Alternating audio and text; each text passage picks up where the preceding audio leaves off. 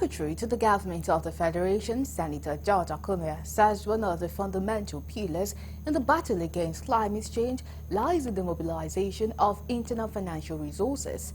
The SGF, who was represented by the Permanent Secretary, Central Service Officer Dr. Nnamdi Mori, said that Nigeria, like many other nations, grapple with the imperative of funding essential services, infrastructure projects and socio-economic development initiatives, though cannot rely solely on external sources of funding, but must harness its own resources to apply streamlined fiscal policies and bolster revenue generation efforts to ensure sustainable development and prosperity for all Nigerians.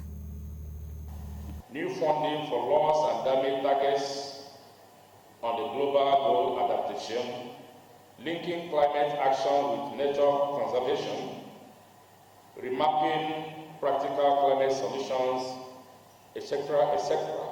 So we must key into the opportunity we have now with the president that support the issue of environment. He's very keen on the environment. Whatever we take to him, if it borders the environment, he's always keen to address it and listen to us and be as frank as possible. Because I feel that the only way we can achieve what our goal in the environment is to be as frank as possible. Where we're not doing well, please tell us. Don't even bother to tell us where we're doing well, because I think that is taken for granted. Tell us where we're not doing well so we can try to improve on what we're trying to do.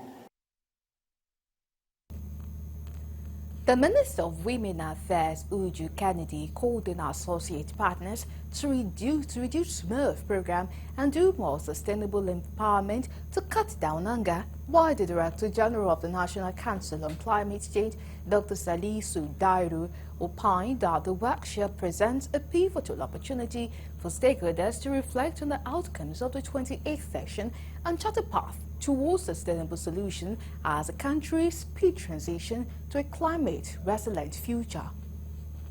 The outcomes are fought and its implications for the country were also considered, and that is part of what we will be discussing with all of you in order to give you the appropriate current status of what Nigeria is doing with respect to the COP.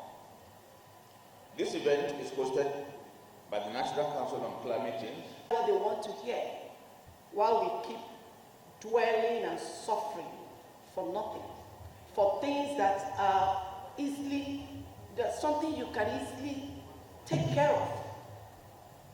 But when you lie to yourself, you believe in it, and you will never solve the problems. Please, our women are suffering. They have been suffering, though it's coming to an end by His grace.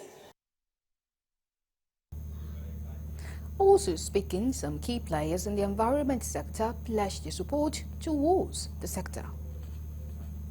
And ensure the right financing and technical support to be able to meet the ambitious targets that each country has had.